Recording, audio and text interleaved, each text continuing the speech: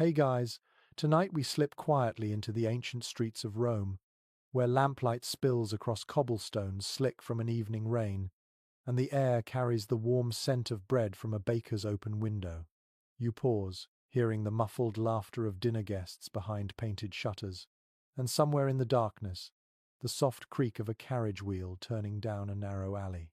You're not here for the Colosseum or the triumphal arches. No, your steps are drawn to the velvet shadows, the places polite conversation pretends not to know exist. Tonight, the Marble City will show you a side that the Senate would rather you believe is gossip, and the poets would rather you discover for yourself. And you probably won't survive this without questioning a few assumptions about what civilized really means. So, before you get comfortable, take a moment to like the video and subscribe, but only if you genuinely enjoy what I do here. And as always, tell me in the comments your location and local time right now, because it's strangely comforting to imagine where all of you are as the story winds on. Now, dim the lights, and let's ease into tonight's journey together. Your sandals scuff over worn stones as you move deeper into the city's underbelly, away from the chatter of the forum and the marble perfection of temples. Here, ivy clings to the walls of insulae, those tall, rickety apartment blocks where linen hangs from every balcony and the smell of simmering lentils mixes with damp stone. In the half-light, you spot a doorway framed by heavy curtains, the kind you've seen in the homes of wealthy merchants. Behind them lies not a shop or a dining room, but a private triclinium where guests recline on couches, drinking wine diluted not nearly enough for respectability.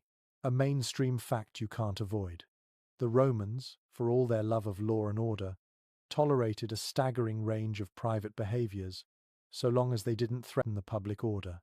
That boundary between what's allowed in daylight and what thrives in darkness is what you're stepping over right now.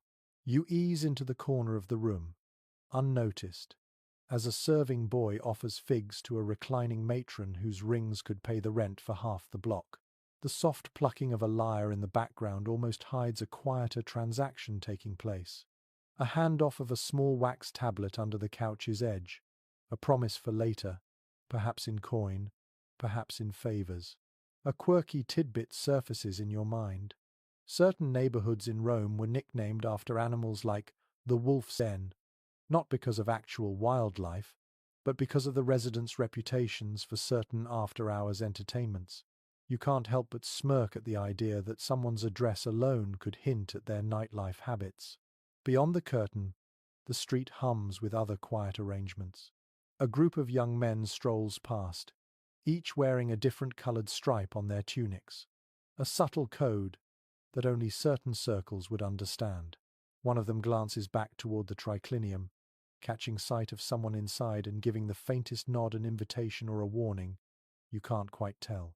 In the back of your mind, you recall that historians still argue whether the darker side of Rome was truly as pervasive as the surviving sources suggest, or whether satirists and scandal-hungry gossip simply amplified the extremes. After all, Juvenal made a career out of painting the city as a carnival of corruption, but satire has a way of stretching shadows.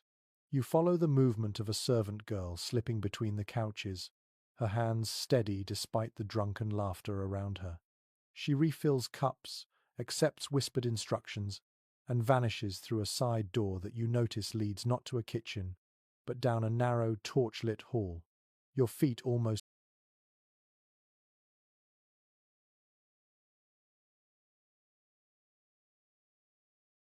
move of their own accord. The hallway is close, lined with mosaic walls depicting scenes of feasts and hunts, at least at first. The further you go, the more the imagery shifts.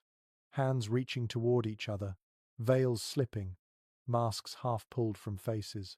These are not the murals the Senate commissions for public baths. Here, the art is for an audience who understands every tilt of a head, every flourish of a robe. The air changes, warmer, heavier, scented faintly with myrrh. You emerge into a smaller chamber where only a few people recline, speaking in low voices. A man with a silver clasp on his toga gestures for a cup to be passed to you. You take it, feeling the cool bronze against your palm, and catch the gleam of a ring on his finger, an engraving of a theatre mask, half smiling, half frowning. He watches you over the rim of his own cup, the way a cat watches something that has wandered too close.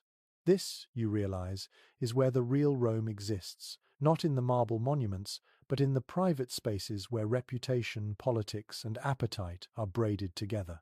The city's power doesn't just live in the forum, it pulses here, under lamplight, between whispered bargains and shared cups of spiced wine. Somewhere in the distance, a temple bell chimes, marking the hour. The conversation pauses just long enough for everyone to listen, then resumes as though nothing had interrupted it. You feel the pull to linger, to see what promises this night might keep. But in Rome, curiosity is both a torch and a snare, and tonight you're carrying it deep into the shadows. You turn a corner and find yourself under a colonnade washed in pale moonlight, the marble columns catching the silver glow like frozen waves. The hum of the city softens here, replaced by the faint trickle of a courtyard fountain and rustle of leaves from an olive tree planted long before you were born.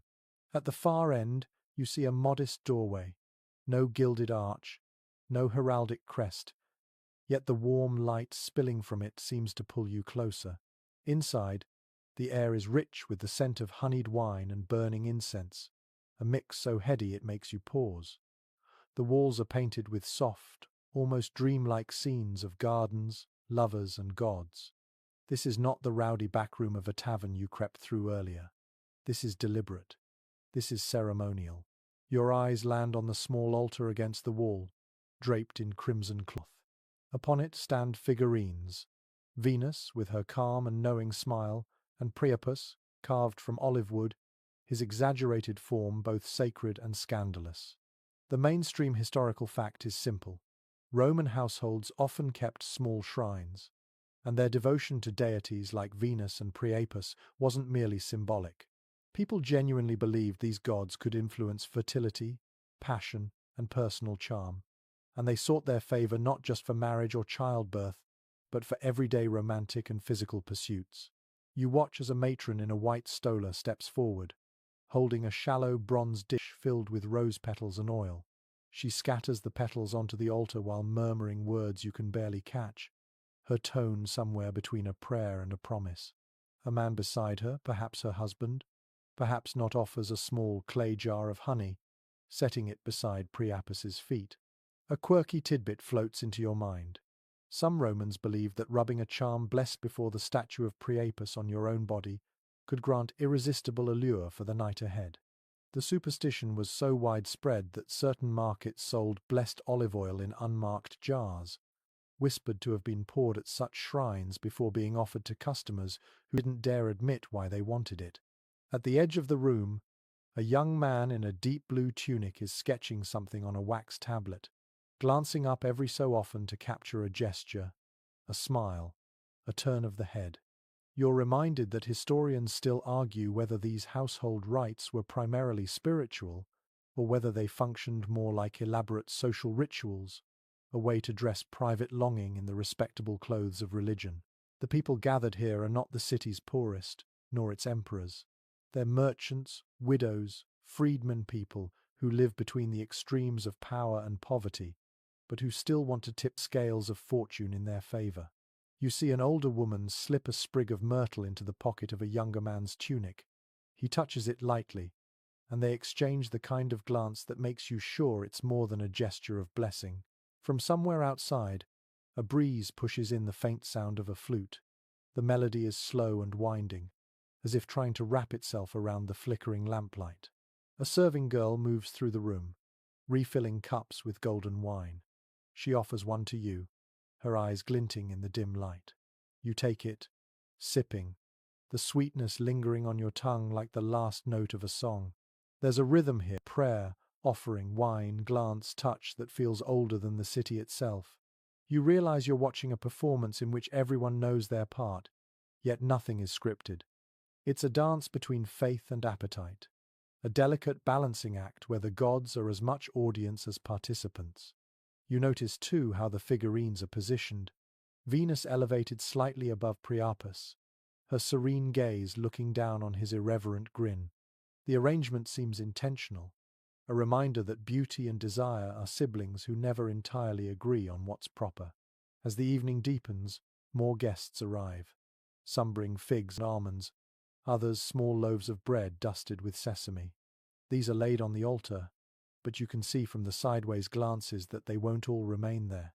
In Rome, offerings had a way of becoming part of the after-ritual feast. The matron returns to the altar, this time carrying a bowl of water perfumed with bay leaves. She dips her fingers and sprinkles the guests, murmuring a blessing for luck in matters of the heart. A few of the younger women giggle softly, dabbing the drops onto their necks as if applying perfume. You lean back against a cool column, the flicker of the oil lamps painting your shadow across the mosaic floor. Somewhere in the distance, you can almost hear the murmurs of other households performing the same rites, scattered across the vast city. Alone, each gathering is just a whisper. Together, they are the heartbeat of Rome's private nights. And tonight, you are listening to it closely enough to hear every subtle note. You follow the sound of laughter spilling from a street where the lamps seem brighter, the air warmer, as if the city itself is leaning in to watch. The cobblestones are scattered with petals, the doorways strung with garlands of ivy and vine leaves. A flute trills somewhere above you, and the scent of spiced wine drifts thick in the air. You've stumbled into a celebration that pulses with more than music. This is Bacchus's realm, and his followers waste no time in blurring the line between devotion and indulgence. The mainstream historical fact here is as intoxicating as the wine. The Bacchanalia, imported from Greek cult practice, was both a religious rite and a social event, honoring Bacchus, the god of wine, ecstasy, and transformation.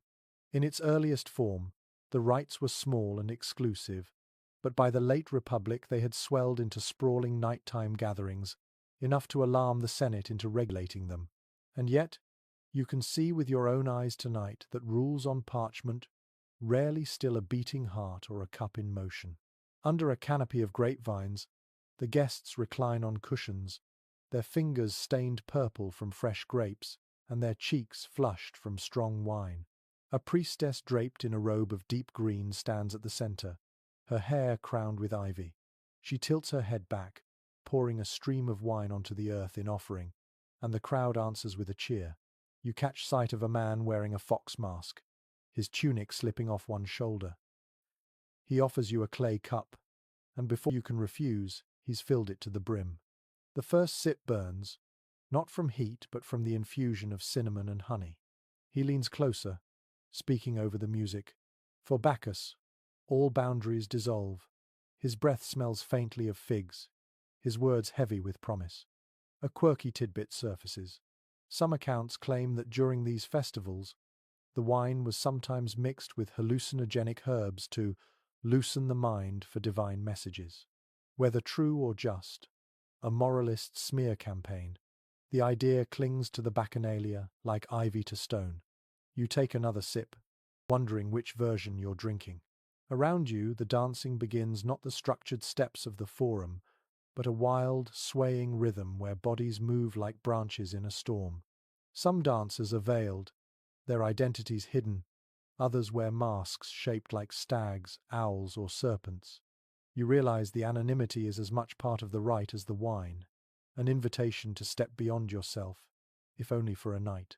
Historians still argue whether these gatherings were truly orgiastic in the way ancient moralists described, or if later writers exaggerated them to justify the Senate's crackdowns.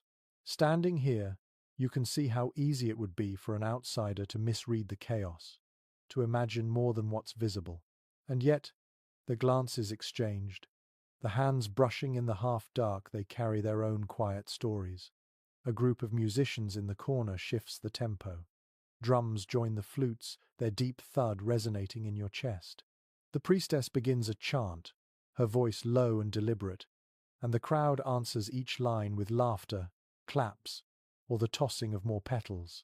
You realize you've lost track of time, the moon seems higher than it was, and the wine in your cup keeps replenishing itself without you remembering to ask. A masked dancer brushes past you, pressing something small into your palm. You glance down to see a grape leaf folded around a fig. Inside, you find a scrap of parchment with a single word written in red ink.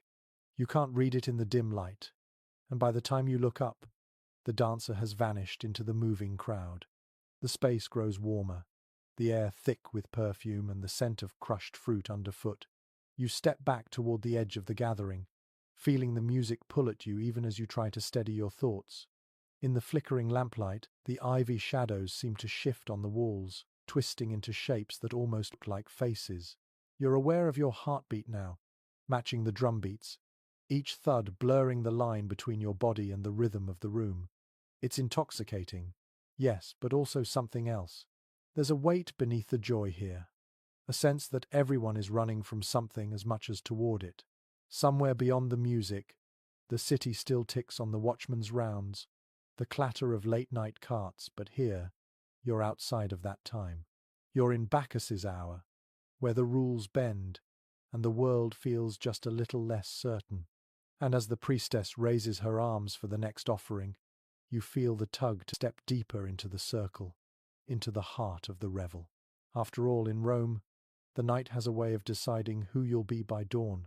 You slip away from Bacchus's thrumming revels with your ears still ringing and your mind buzzing, only to find yourself drifting into a quieter quarter of the city. Here the streets are broader, the paving stones cleaner, and the doorways framed with marble. Torches burn in silver sconces rather than smoky iron brackets, casting a steady, elegant glow. The laughter here is softer, the kind of sound that doesn't want the whole city to know. Ahead, you spot a palatial townhouse with its main entrance closed, but a side gate standing ajar. Two men in crisp tunics stand nearby, their eyes scanning the street, not for threats, but for invitations. You pass between them, feeling the weight of their gaze as the gate closes behind you with a discreet click. The courtyard beyond is set with columns draped in silk and roses. The air smells faintly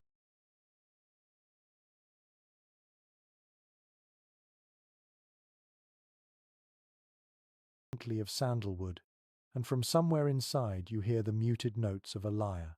Servants move like shadows, their sandaled feet silent on the mosaic floor. You recognize the subtle trappings of wealth, but also the calculated effort to appear effortless. This is the domain of Rome's political elite, where the masks are as important as the faces beneath them.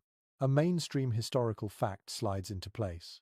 Among the senatorial and equestrian classes, private banquets and masked gatherings weren't simply leisure, they were instruments of influence. Behind closed doors, alliances were brokered, rivals flattened into submission, and favors traded with the same quiet efficiency as silver coin. These events were as much about who you were seen with as what you did there. Tonight the masks are literal. Guests arrive wearing half-masks of gold, ivory, or lacquered wood. A woman in a crimson pallor glides past you, her mask shaped like a dove. Behind her, a man in deep green wears a lion's snarl, the gold catching the lamplight as he tilts his head toward her. Conversations drift past in fragments, half promises, half teases. No one here admits to recognizing anyone else, but everyone does.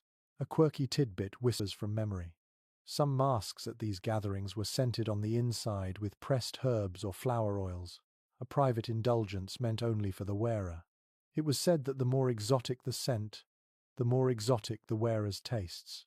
You wonder what stories could be told by the bouquet of lavender, myrrh, and something sharper that reaches your nose as a masked man brushes past. Historians still argue whether such masquerades served as mere amusement, or whether they were a strategic cover for conduct that would have been scandalous in daylight. The truth may lie somewhere between pleasure and politics, rarely kept separate rooms in Rome. You're guided into a triclinium, where couches are arranged in a loose crescent around a low table piled with figs, almonds, and small silver dishes of candied ginger.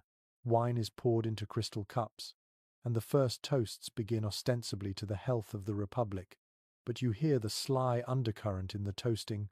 To long nights, says one, and longer alliances, says another, earning knowing chuckles. Across the room, a senator you recognize from the forum gestures toward a corner curtained in peacock blue silk. You watch as two guests slip behind it, their masks catching the light for just an instant before vanishing. The murmur of conversation fades slightly in that direction, replaced by the softer sound of fabric moving. The host, an older man with a gold laurel pin at his shoulder, approaches you, his mask plain but his eyes sharp. He asks in a voice as smooth as the wine, "Are you enjoying the anonymity?" Before you can answer, he's already moved on to greet another guest, leaving you with the faint impression you've just passed an unspoken test. The music shifts, slower now, the lyre joined by the hollow pulse of a hand drum. Guests rise from their couches to mingle more freely, the space filling with low conversation and the occasional burst of laughter.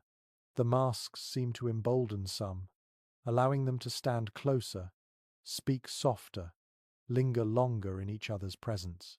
You find yourself near the silk-curtained corner again. A servant passes by carrying a tray of pomegranate seeds in a shallow silver dish. You take a few, the tart sweetness waking your tongue as the fabric stirs just enough for you to glimpse a sliver of shadowed movement inside. Someone laughs softly, and the curtain falls still. In the far corner, an ivory-masked woman stands alone, her gaze fixed on the garden beyond the open colonnade. You follow her line of sight to the moonlit fountain outside, its water catching the glow from within the house. For a moment, it's as if the whole gathering exists in a fragile bubble, suspended between the garden's stillness and the political storm beyond the walls. Here, the masks are both shield and key, concealing the self from the crowd, while unlocking conversations that might shape the course of a career. And as the evening deepens, you sense that some masks may stay on even after the guests return to the daylight streets. The streets grow narrower again as you wander away from the senatorial quarter, the marble facades giving way to plaster walls streaked with rainwater and the faint smell of wood smoke. You pass under a low arch where ivy dangles in heavy ropes, and beyond it lies a small courtyard glowing with lamplight. The light comes not from tall sconces or ornate braziers, but from squat clay lamps lined along a wall, each one casting a soft amber pool around a mural that stops you in your tracks. The wall is alive with painted scenes, gardens, fruit, and most strikingly a figure with an exaggerated smile and exaggerated, well, everything. His name comes to you instantly, Priapus. In these paintings he stands amid grapevines or leans against olive trees, a basket of fruit slung casually at his hip. You can't help noticing the part of him no painter ever minimized. A mainstream historical fact takes shape. Priapus was both a rural fertility god and a kind of divine prankster, his image painted or carved in gardens and doorways as both a blessing and a warning. Farmers prayed to him for abundant harvests, and homeowners trusted his famously threatening verses to deter thieves, verses promising thieves far more than arrest if they were caught. As you study the mural, a voice behind you says, "He watches over the market." You turn to see a woman balancing a tray of figs and dates. She wears a faded green stola and a necklace of carved bone beads. And sometimes, she adds with a grin, he watches over the bedroom.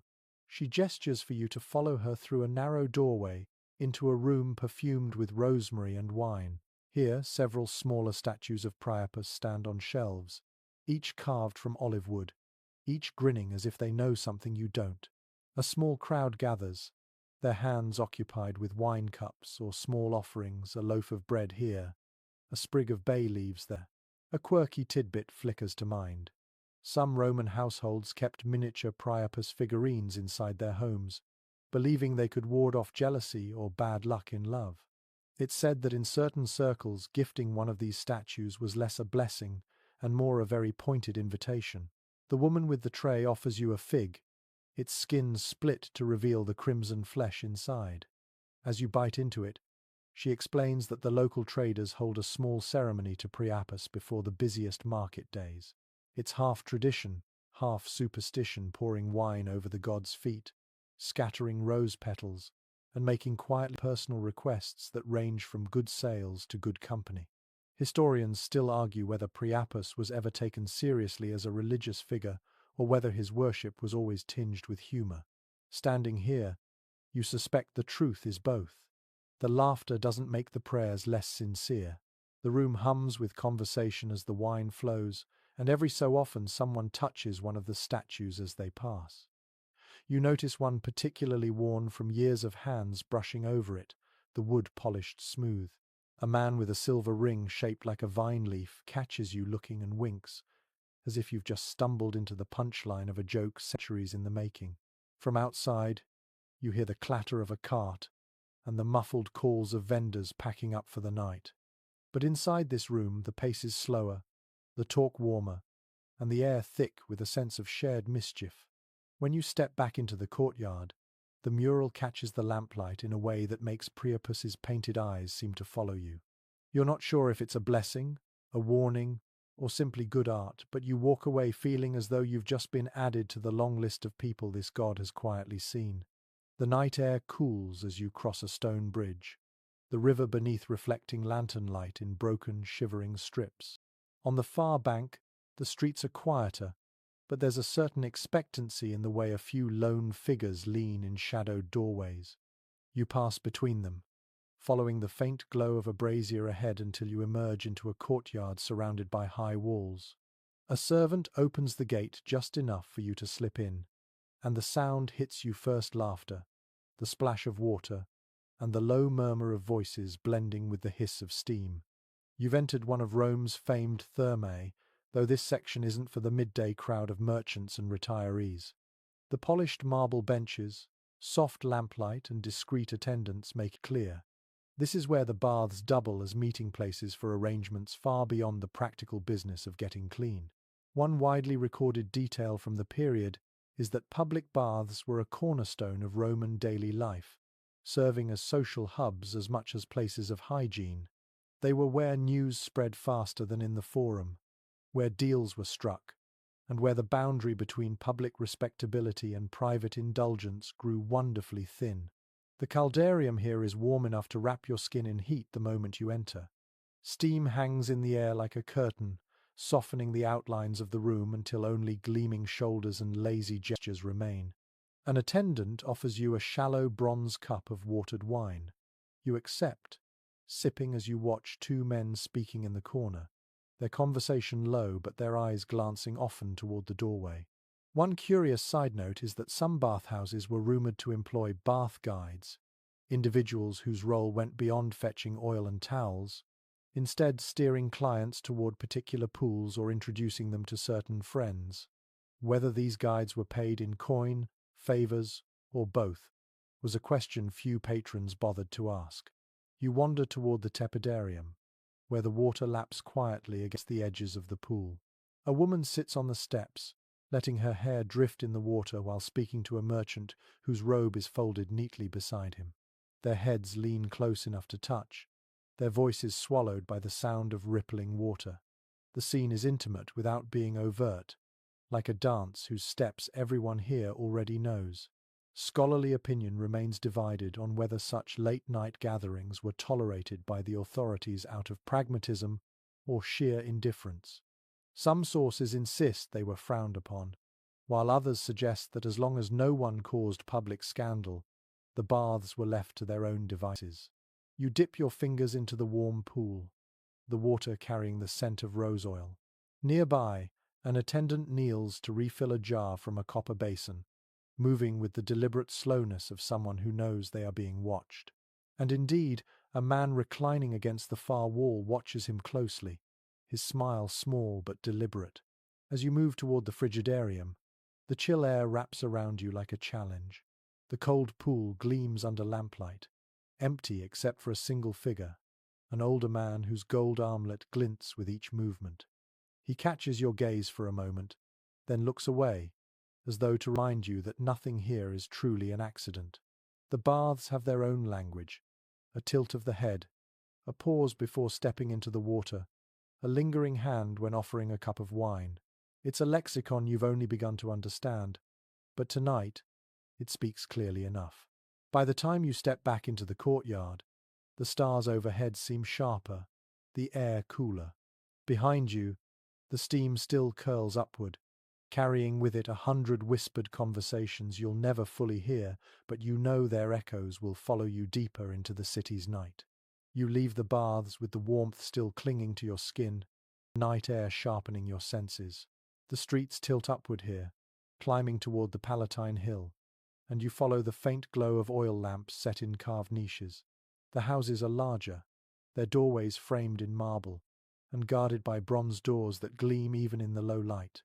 Somewhere above you, the faint sound of a stringed instrument drifts through the still air, punctuated by soft laughter.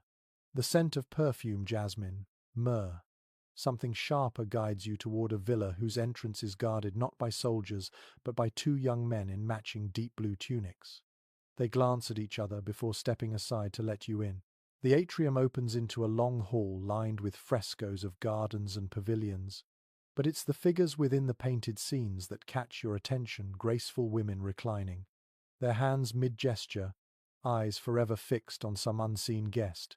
A well-attested feature of Roman high society was the role of the meretrix honesta courtesans, whose clientele included senators, generals, and wealthy merchants. Far from the backstreet brothel, these women operated in spheres where conversation, poetry, and influence were as important as physical beauty. Some even became confidantes or informal advisors to their patrons, their status both envied and resented. At the far end of the hall, a curtain of fine linen parts to reveal a triclinium draped in silks. Low tables are set with dishes of olives, figs, and almonds dusted with cinnamon. Reclining among the cushions are women whose attire alone marks their profession, dresses of imported silk, hair adorned with gold pins shaped like dolphins or serpents, each detail a calculated signal to the guests.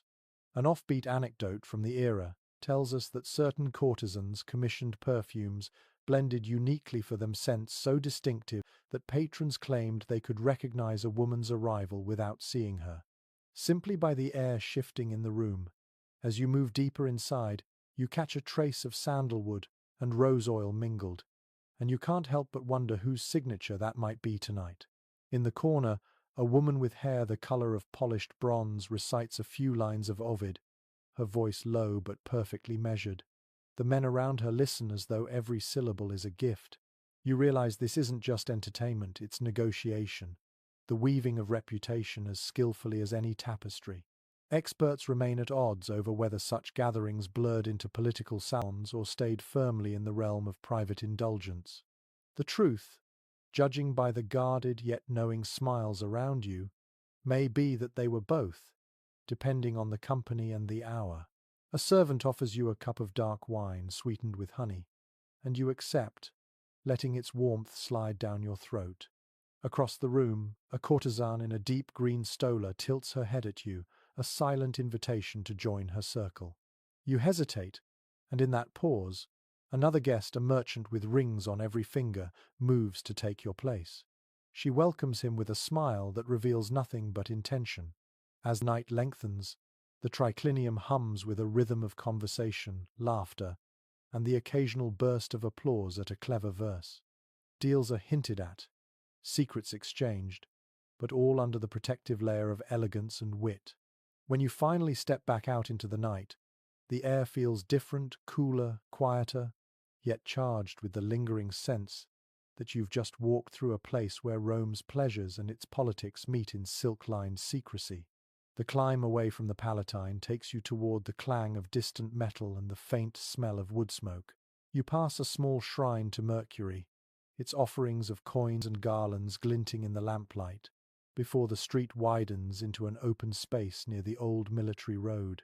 Here, the sound of laughter mingles with the rhythmic thud of boots on hard ground. Rows of tents stretch across the field beyond the city wall, their flaps drawn back to reveal flickers of firelight inside. This isn't the parade ground, nor is it a formal encampment.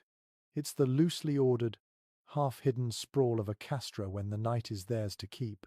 Contemporary accounts consistently note that Roman military camps were not monastic fortresses of discipline once the sun went down. While the army maintained strict codes, the presence of unofficial companions camp followers was a fact of life. These included traders, entertainers, and those whose profession was less openly named, all moving in a fragile orbit around the soldiers' lives. You weave between the tents, catching glimpses of men in various states of relaxation, one sharpening a sword while another hums an old marching song, a pair rolling dice on a low stool, a few more gathered around a pot of stew thick with lentils. But there are other shapes in the firelight, women in wool cloaks lined with fur, a boy with a drum, even a man leading a tethered goat for reasons you'd rather not guess. A lesser-known but colourful detail from this world is that some veterans brought their families along on campaigns despite regulations forbidding it. In peacetime encampments, wives and children might live just beyond the official boundaries, blurring the line between the army's public image and its private reality. Near a fire pit, a soldier offers you a cup of watered wine. His helmet sits upside down beside him, filled with pomegranate seeds and dried figs. "Better than what the quartermaster gives us," he says, grinning. A woman at his side adds, "And bought with my coin, not the emperor's." Her voice carries both pride and challenge. The question continues to spark disagreement among researchers. Were these nighttime gatherings tolerated because they kept the troops content, or were they an unavoidable failure of enforcement? Standing here, you can see the logic in both views. Morale is a currency all its own, and no commander ignores its value for long. Further along, the music grows louder. A man in a striped tunic dances on the packed earth, while two others beat time on upturned shields. The crowd cheers him on, coins flashing briefly in the firelight as wagers change hands. In the shadows behind them, quieter exchanges happen, hushed conversations, the passing of small parcels, a quick clasp of hands before parting. You pause near the edge of the encampment, where the lamplight thins and the city's glow fades into the dark. A lone figure stands there, looking out toward the hills. His spear is planted in the earth, but his shoulders are relaxed. When he turns, the smile he gives you is more tired than inviting. Not everyone here is chasing the night. Some are just letting it pass.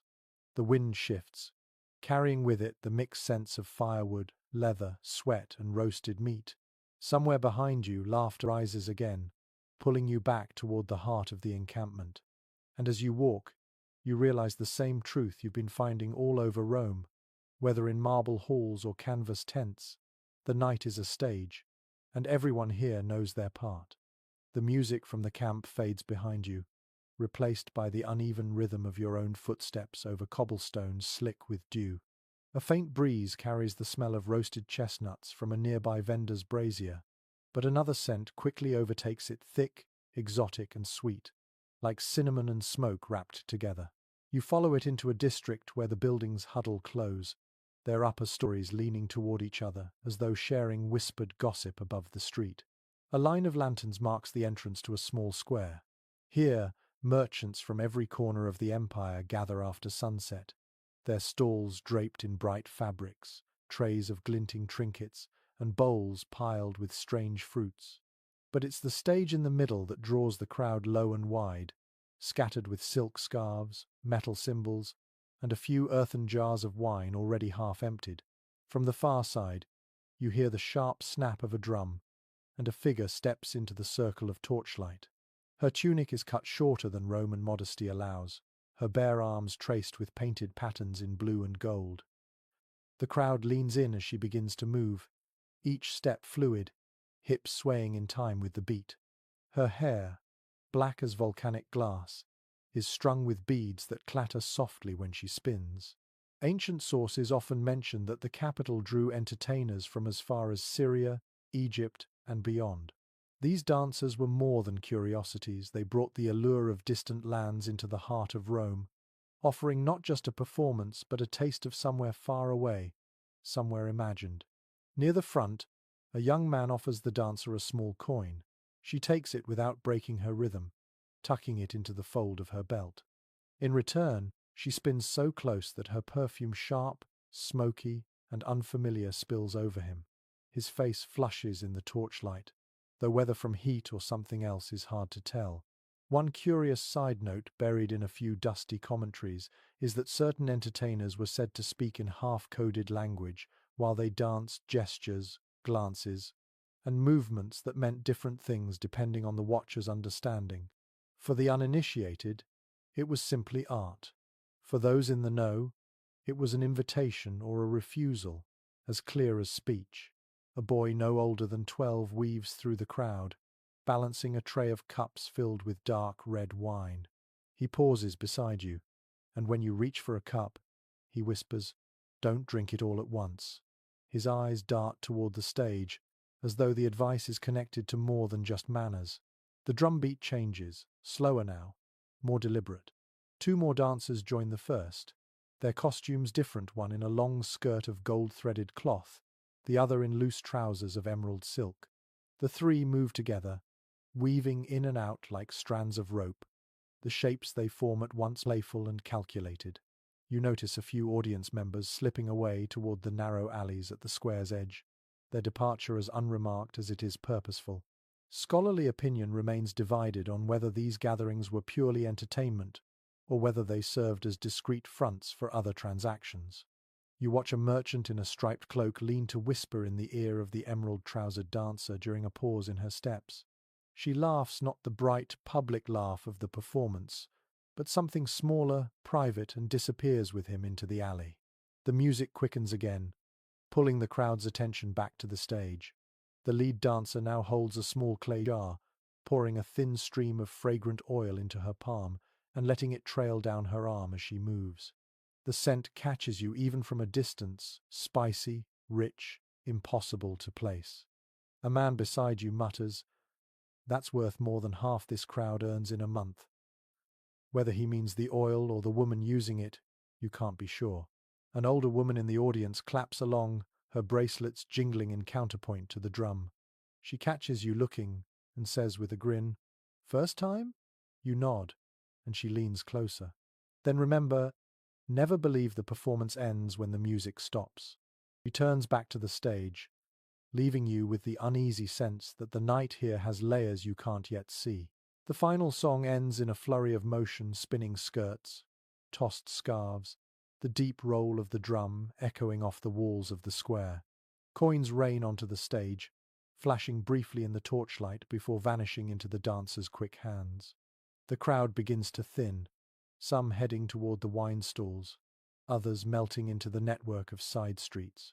You linger, watching as the lead dancer gathers her scarves into a bundle. She glances up, and for the briefest moment, her gaze catches yours, not the sweeping look of a performer, but something sharper, appraising. Then she turns away, vanishing into the same alley where the merchant disappeared earlier. The square grows quieter, the torches sputtering as their oil burns low. Somewhere in the distance, the river laps against the embankment, and the faint sound of a flute carries through the night air. You realize your pulse is still matching the rhythm of the drums, as though part of you is reluctant to leave the circle of torchlight behind. In Rome, you think, even the smallest stage can hold the entire city's secrets if you know how to watch. The alleyways spill you back to the heart of the city, where the night smells of trampled flowers and overturned wine cups. Lanterns hang from poles strung across the street, their yellow light trembling with every breeze. Somewhere ahead, a roar of voices swells and breaks like a wave. You follow it, the sound pulling you through the crowd until you emerge into a plaza alive with noise, color, and smoke. Tall poles draped in ribbons mark the perimeter of the gathering. Within them, a half-dozen low stages have been set up, each with its own performance. At one, an acrobat balances on the shoulders of 2 companions while juggling clay jars. At another, a man in a peacock, feather headdress sings in a language you don't recognize. But it's the stage at the far end, under the largest awning, that holds the tightest knot of people. When you edge closer, you see why. A troupe of entertainers from the eastern provinces has taken over the platform. Their clothes shimmer under the lamplight sashes of turquoise and gold, skirts that flare with every turn, bare feet moving in a rhythm older than the empire itself. They don't just dance, they tell stories with each gesture. A hand to the heart, a finger to the lips, a slow spin with the head tilted just so every movement is a word in a language made of motion. Writers of the time noted that such performers were often prized not only for their skill, but for the air of mystery they carried.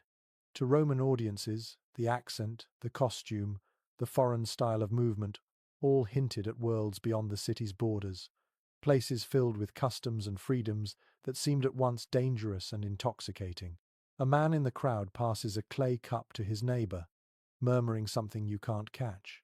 The neighbor laughs and tilts the cup toward the stage in a kind of toast. It's then you notice that the dancers are not looking over the audience's heads. As most performers do, they are making deliberate eye contact with individuals, pausing their steps just long enough to let the gaze linger. One lesser-known account from a poet's private letters describes these exchanges as an unspoken auction. The most promising patrons were marked with a glance or a smile, and after the performance, the path to the meeting place was simply found by both parties. Watching now, you can almost see that invisible thread weaving through the crowd. The lead performer, a woman with a cascade of black curls threaded with gold rings, pauses mid-spin to adjust the sash at her waist. It's a small motion, but the crowd reacts with a murmur as if she's spoken aloud. Her eyes sweep the front row and stop briefly on you before moving on. The touch of her gaze feels oddly tangible, like a fingertip brushing the back of your neck. Academic discussion on this point is far from settled. Were these glances calculated parts of the act, or genuine sparks caught in the moment? The sources are maddeningly vague, perhaps because those who experienced it firsthand preferred not to explain it away. The music builds towards its end, drums deepening, flutes rising in a spiraling melody that seems to tug at your chest. The dancers quicken their pace, skirts and sashes a blur of color, until the final beat lands and they freeze in perfect stillness. The crowd bursts into applause, coins clinking as they're tossed toward the stage. You watch as the performers bow and retreat behind the awning. The crowd begins to disperse, but you notice a few men and women lingering at the edges, speaking to attendants who nod toward the curtained rear of the stage.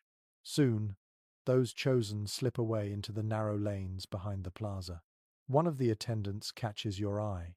He doesn't beckon exactly, but his chin tilts in a way that suggests you could follow if you wanted. You stay where you are, unsure whether your hesitation is caution or curiosity. From somewhere to your left, a gust of laughter rises. A group of youths wearing brightly painted masks dash past, scattering petals in their wake. The plaza is beginning to empty, the ribboned poles swaying gently in the night breeze. You turn toward the main road, but the image of the lead dancer's gaze follows you, as persistent as the echo of the drums in your ears. You have the sense that Rome has countless such moments tucked away in its streets, brief intersections where chance and design meet, leaving behind a trace you can't quite shake. As you walk on, the city seems quieter, but you know it's only because you've stepped away from one performance and toward another. In this place, the night is never empty, it simply changes its mask. You drift away from the plaza and follow the distant hum of a crowd that sounds different from the cheers of a performance, lower, almost reverent, like a tide moving in and out. The streets grow busier again, but not with merchants or tavern-goers. Families, couples, and groups of friends stream in the same direction, carrying bunches of flowers, garlands of leaves, and small clay lamps. You join them, curious, and soon the glow of hundreds of flames comes into view. At the center of a wide square stands a towering wooden arch dressed in fresh greenery. Beneath it, priests in white robes move between tables piled with bread, wine, and baskets of fruit. The air is heavy with the scent of crushed roses underfoot, mingling with the sharper smell of resin burning on a brazier. This is no small gathering, it's one of the Venusian festivals, a celebration dedicated to the goddess of love, beauty, and fortune. Records from the period make clear that these festivals were a strange blend of piety and play. On the surface, they honored Venus with public rituals and processions. Beneath that, they provided an excuse for mingling with a freedom not usually found in the strict lanes of daily Roman life. For a day or night, the usual boundaries softened, and people spoke to strangers without apology. A priestess takes her place at the foot of the arch, raising a golden bowl in both hands. The crowd quiets as she pours wine onto the earth, her voice carrying over the hush. It's not Latin she speaks, but something older, her words winding like a slow river. You feel the shift in the air, not solemn exactly, but weighted, as if the city is holding its breath. A lesser-known detail that survives in a few personal letters is that participants sometimes wrote their wishes for love or fortune on strips of papyrus, folding them into garlands that were later burned in Venus's honor. You notice a cluster of young women tying such strips into the greenery around the arch, their faces lit with anticipation and a little mischief. When the chanting ends, music bursts into the square flutes, drums, and the plucking of a kithara. The mood changes instantly, the crowd spilling into the open space between the arch and the tables. Couples dance, children chase each other around the pillars, and vendors appear with trays of honey cakes and spiced wine. An older man with a wreath of ivy offers you a cup. "For Venus," he says, his eyes bright with drink. The wine is sweet, warming your throat as he leans in. She likes it when we remember she's not just a statue. His laughter mingles with the music before he's swept away into the crowd.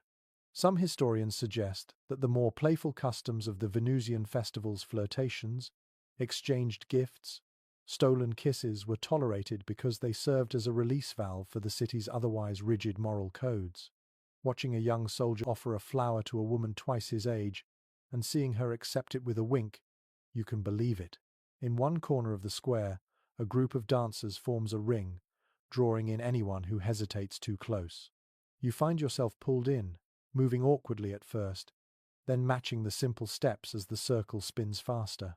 The air smells of crushed herbs, warm bodies, and the faint metallic tang of the brazier's smoke. The rhythm is easy, hypnotic, until you forget you came here as an observer. At the edge of the crowd, a line of women in crimson sashes pass small bundles of myrtle and rosemary to anyone who reaches for them. A boy of about 10 shoves one into your hand before darting off, leaving you with the sharp scent of the leaves filling your palm. The music slows, the circle loosens, and people drift back to the food tables.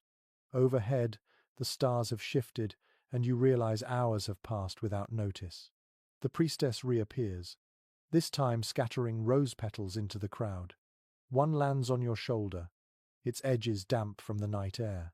The festival will continue until dawn, but you feel the pull of the quieter streets beyond. As you walk away, the music follows you for a while, fading only when the narrow lanes close in again. You glance back once to see the arch still glowing with lamps, the figures moving beneath it blurred by distance and flickering light. Rome, you think, knows how to wrap devotion in celebration until the two are impossible to tell apart. And perhaps that is its greatest skill, making even the sacred feel alive in the night. The streets beyond the festival seem quieter, but there's a different kind of tension here, one that settles in your chest like the air before a storm. You pass a row of shuttered shops and come to a villa whose high walls and guarded gate mark it as belonging to someone who needs both privacy and power. The guards don't stop you.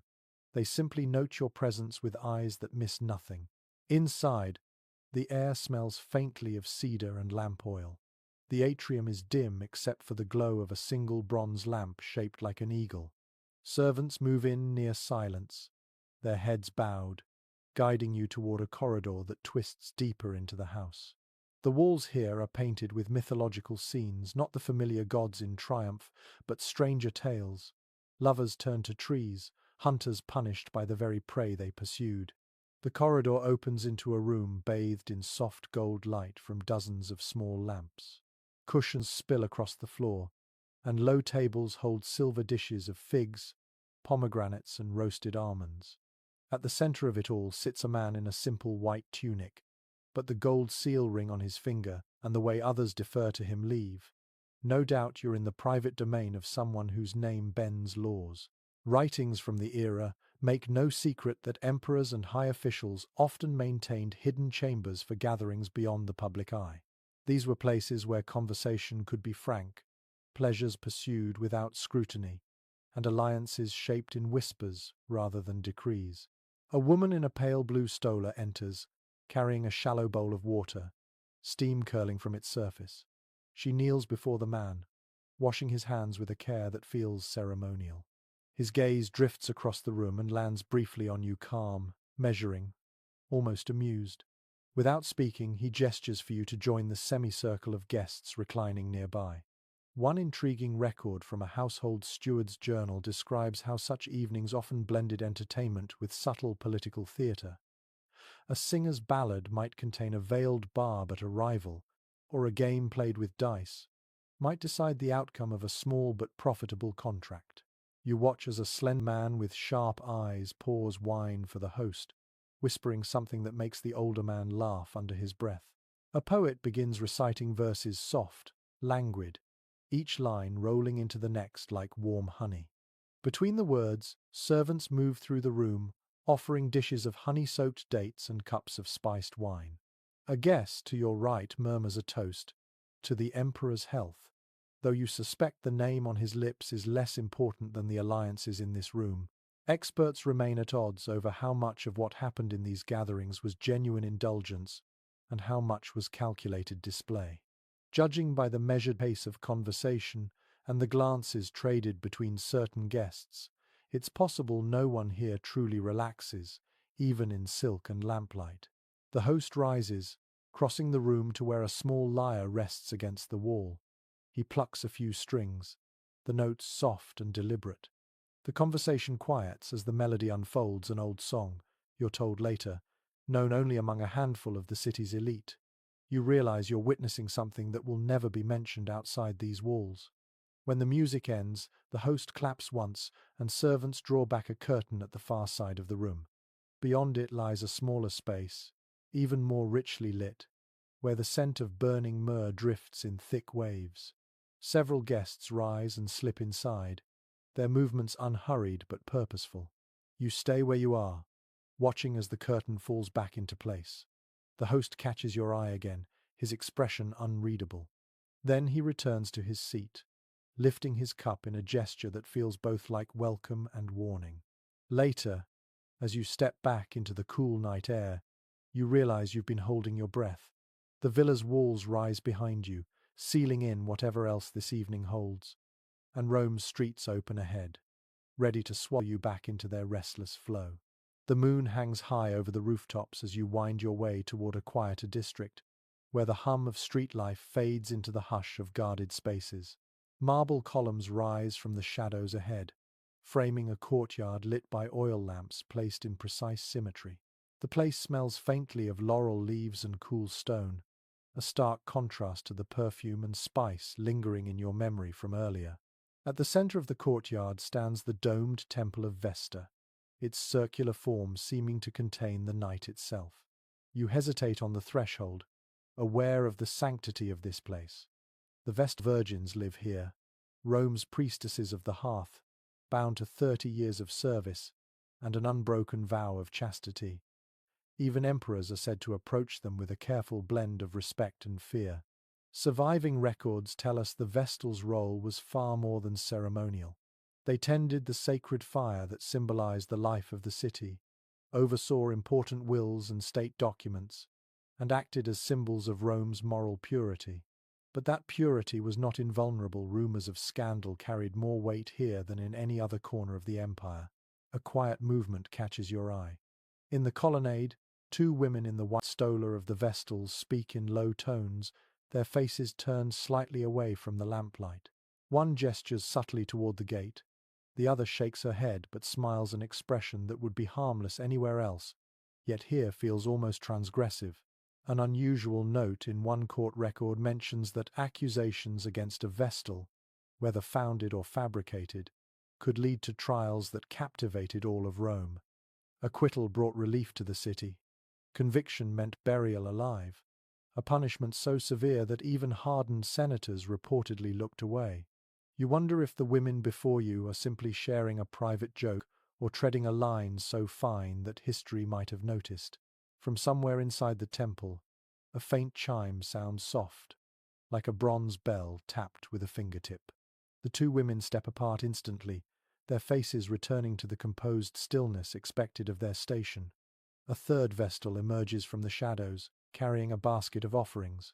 Her eyes pass over you briefly, without curiosity or warmth, as if you are part of the architecture. Some scholars believe the whispered stories about the Vestal's secret liaisons were political weapons, used to undermine factions by association. Others think the cloistered life, combined with the Vestal's high status, made such rumors inevitable. The truth, like the women themselves, stays hidden behind walls and ritual. You follow the curve of the colonnade, the stone cool beneath your fingertips. Inside the open doorway of the temple, the sacred fire burns low, its flames steady but subdued. The air is warmer here, touched with the scent of oak smoke. You stand for a moment, watching the slow dance of the firelight, and think about how this small, contained blaze is tied to the fate of the entire city. A voice, clear and even, speaks from somewhere behind you. Visitors are welcome until the lamps are extinguished.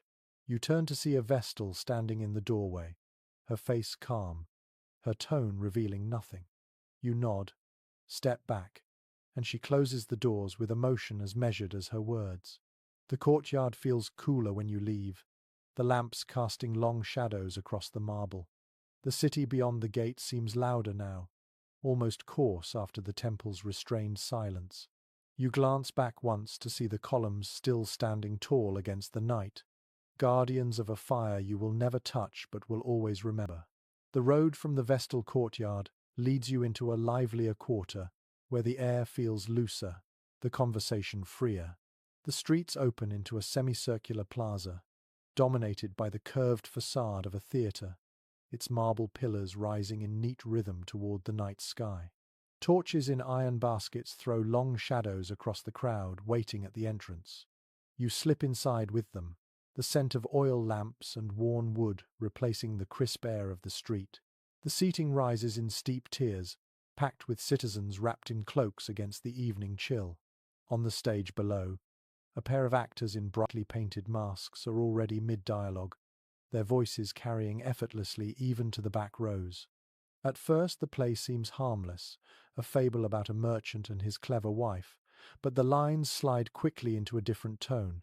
A pause after a suggestive phrase, a wink toward the audience, a gesture that lingers a breath too long. Laughter rolls through the seats like a wave. Roman writers often remarked that the theatre was one of the safest places to smuggle scandal into public discourse. On stage, moral censors might allow what they would ban in the forum, so long as it came wrapped in comedy. A well-crafted joke could hint at forbidden desires, political jabs, or even poke at the private habits of the powerful, all while the actors claimed it was just a story. Halfway through the performance, the merchant's wife, played by a man in a woman's costume, enters carrying a basket of figs. She sets them downstage and proceeds to describe each one in terms that draw howls from the crowd. A vendor moving through the stands nearly trips from laughing so hard he has to clutch his tray. One particularly sharp-eyed critic from antiquity claimed that certain troupes specialized in this kind of layered performance where the official plot was family-friendly, but an unspoken shadow script unfolded in the gestures and timing. Watching now, you can believe it.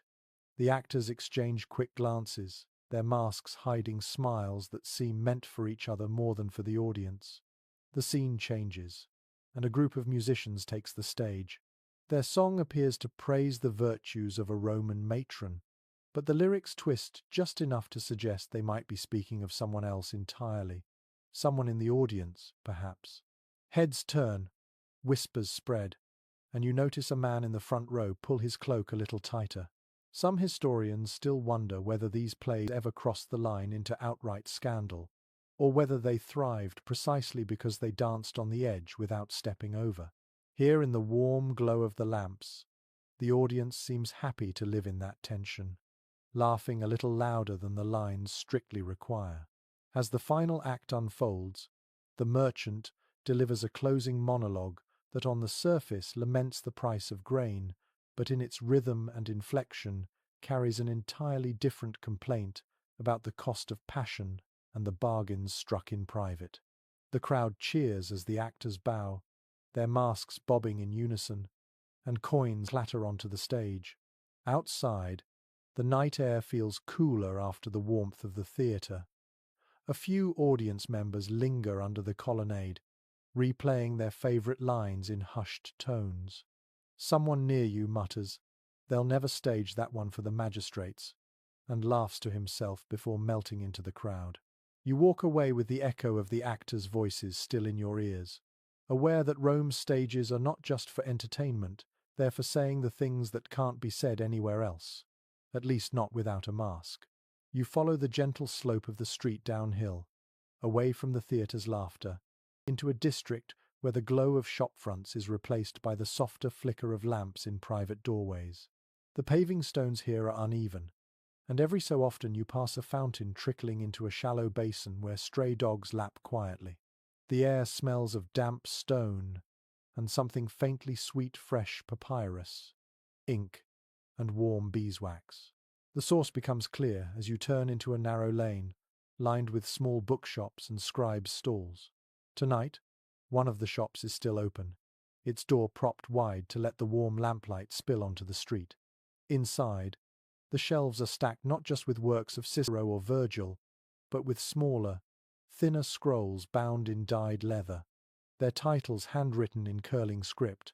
Contemporary accounts suggest that Roman poetry, especially the epigram, often doubled as a vehicle for desire sometimes tender, sometimes sly, sometimes scandalous enough to circulate only in trusted circles. The name of Martial comes to mind, a master of verse whose lines could praise, mock, or seduce in the space of a dozen words. At a low table, a young man in an ink-stained tunic is carefully copying a short poem onto fresh parchment. He looks up and says, "For the festival next week, commissioned by someone who wants to make an impression."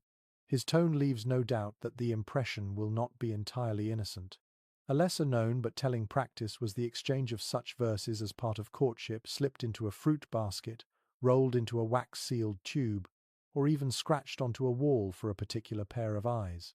Some epigrams were coded so that only the intended recipient would catch the meaning, while others wore their boldness openly, daring anyone to object. On a shelf nearby, you find a collection of love poems bound in faded red leather. The script inside is elegant, but the metaphors are sharper than expected, comparing kisses to stolen figs, embraces to battles won in secret. One page even carries a small painted flourish of ivy leaves curling around the margins, as if the scribe couldn't resist decorating the words themselves. A grey-haired bookseller in a long wool tunic notices your interest.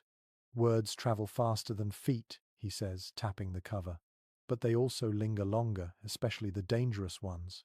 He slides the book toward you, letting you glimpse a verse that hints at a senator's fondness for someone who is very much not his wife. Whether it's truth or a poet's flourish is impossible to say. The debate among scholars remains lively over how much of this literature was autobiographical versus purely crafted for effect. Was a biting love poem always a veiled confession, or simply the Roman taste for wit sharpened to a point? The line blurs in a city that treats rumor as both currency and sport.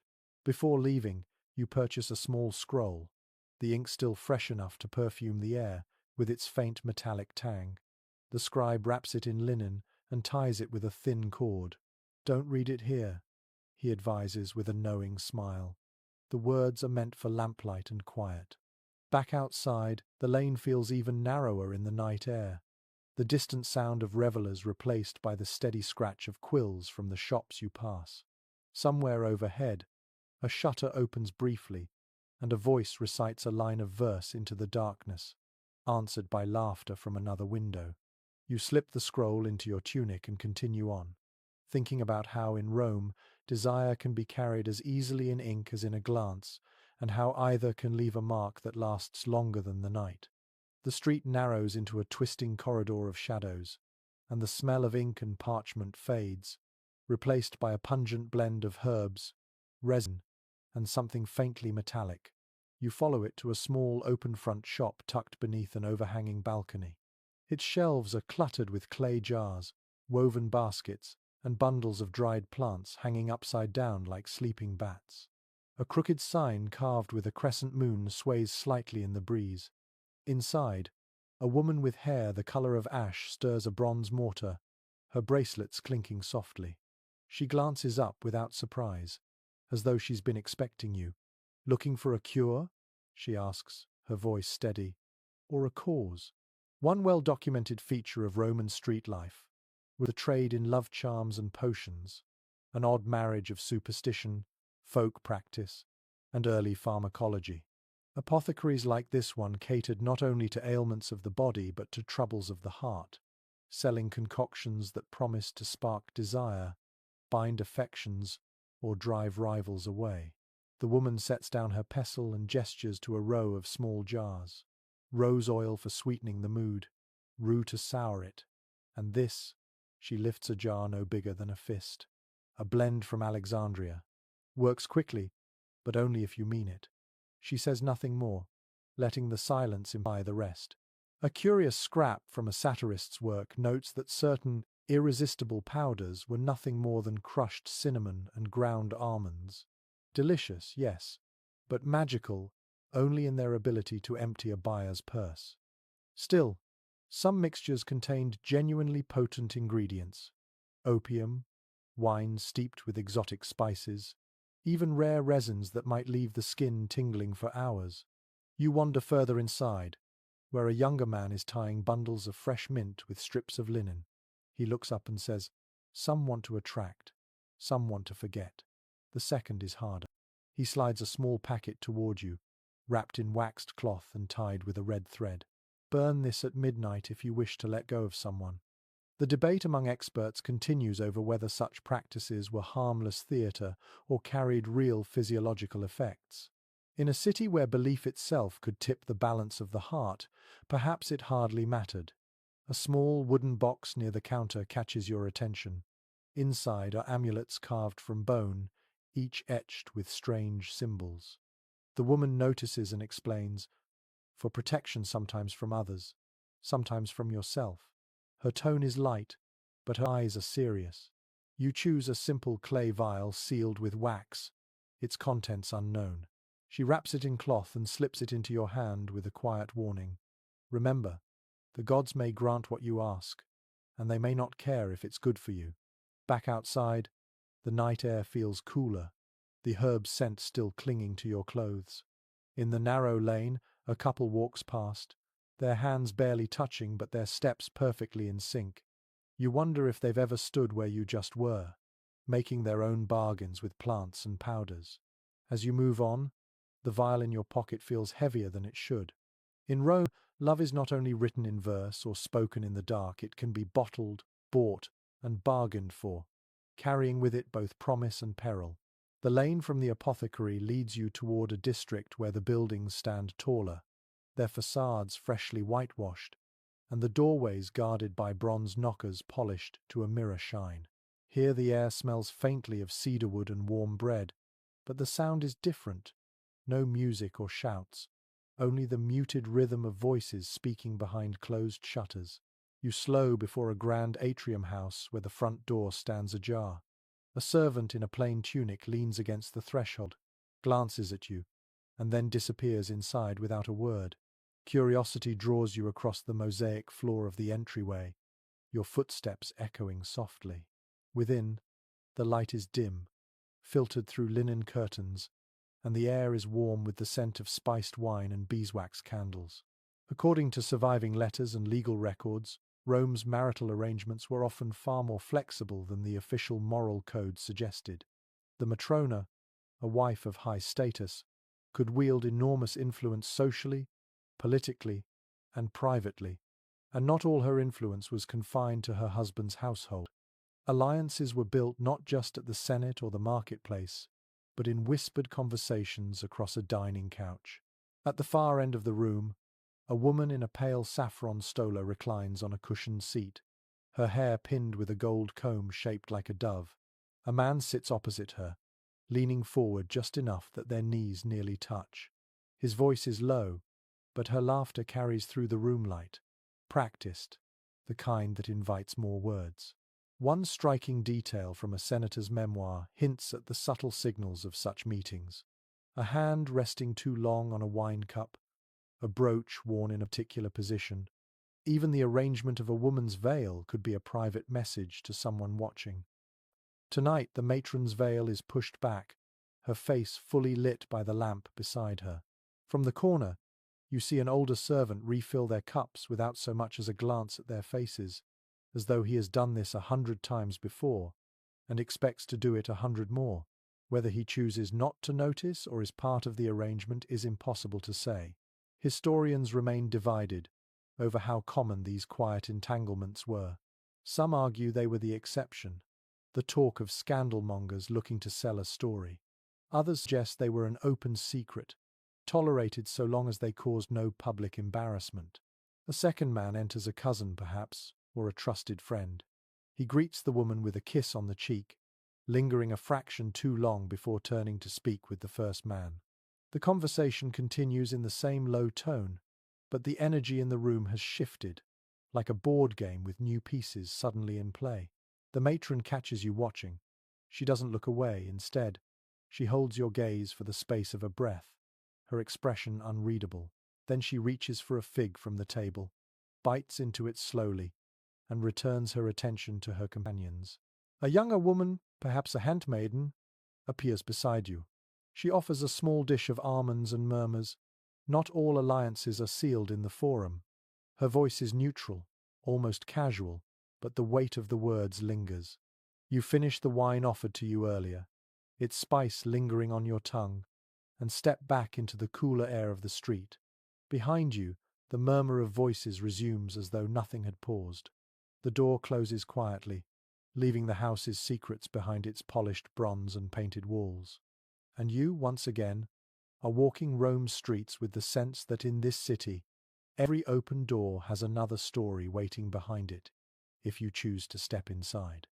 The street bends sharply and opens into a smaller square where the stone underfoot is worn smooth by centuries of steps. Here, the walls are closer, the upper stories almost touching, and the lamplight paints the plaster in warm gold.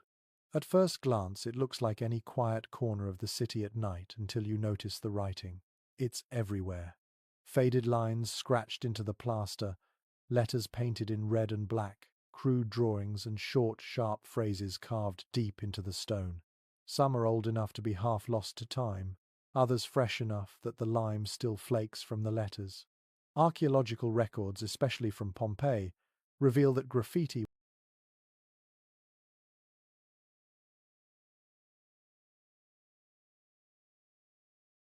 was a favored medium for the Romans to express wit, rivalry, politics, and desire. Walls became public diaries, confessionals, and marketplaces of the heart.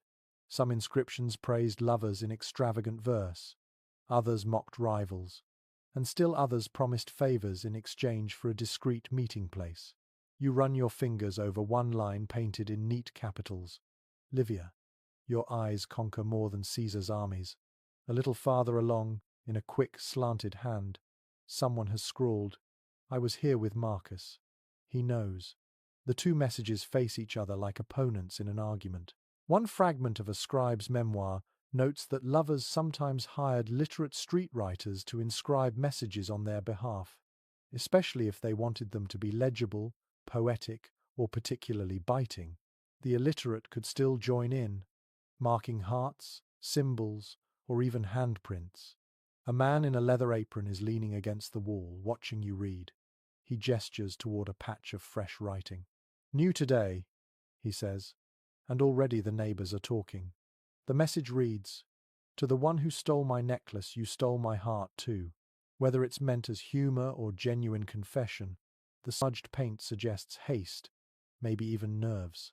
Scholars disagree over whether such graffiti was taken seriously or treated as entertainment. Standing here, you can feel how it might be both public enough to be shared, private enough to carry a hidden meaning known only to two.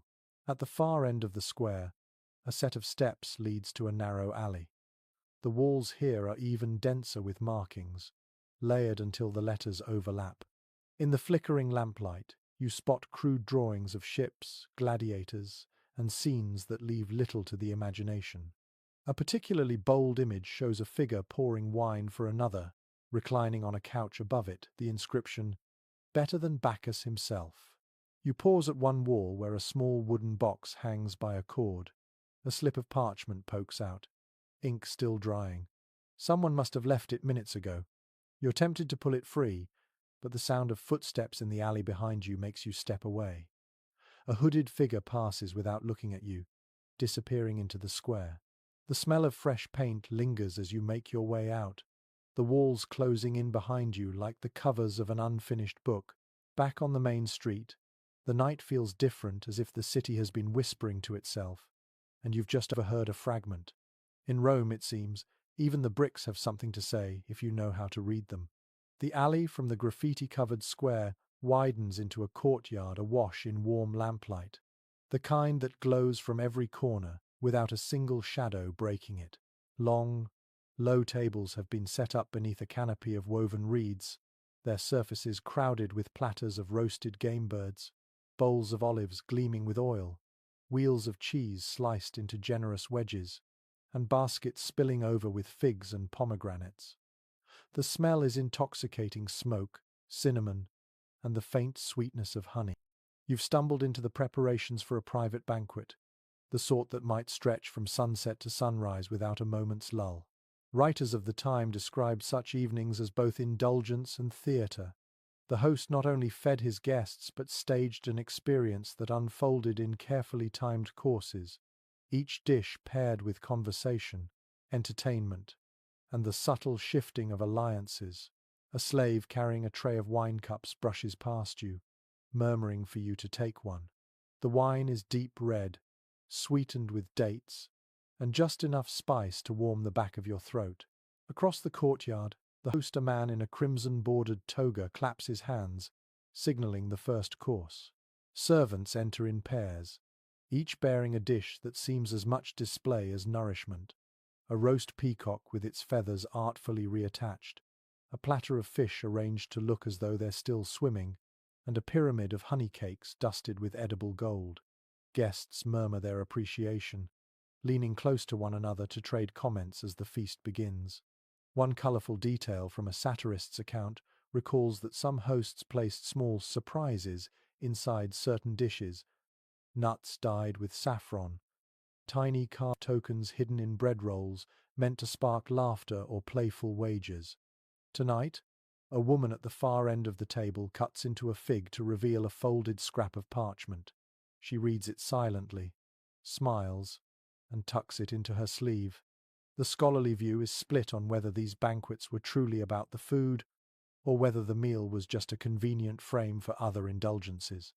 Watching the guests here, you notice that while the courses are impressive, the real energy lies in the glances, the shared cups, the lingering touches when a hand passes a plate.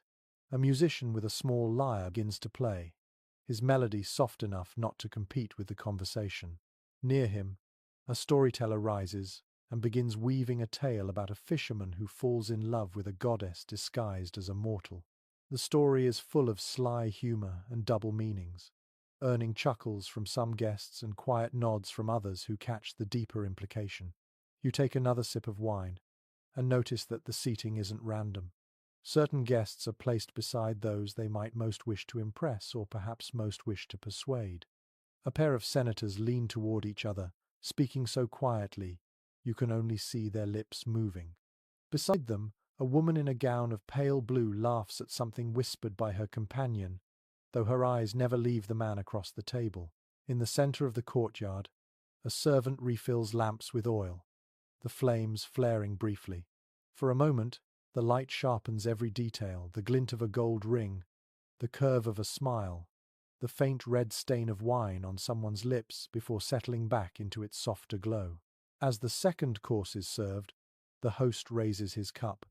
"To Rome," he says, "and to the knights that remind us why she is worth defending." The guests echo the toast, and the music swells. Later, as you step back into the cooler air beyond the courtyard, the sounds of laughter and clinking cups follow you into the street. You realize that in this city, a banquet is never just a meal, it's a stage, and every guest is playing a role. The street narrows again, and the laughter from the banquet fades into a low hum of conversation drifting from a shaded portico ahead. You slow your pace, catching fragments of words: pleasure, virtue, freedom spoken in the deliberate tones of people arguing for the sake of sharpening their ideas. The space opens into a small garden lit by hanging lamps, the air heavy with the scent of rosemary and night-blooming jasmine. 4 men recline on low couches arranged in a semicircle.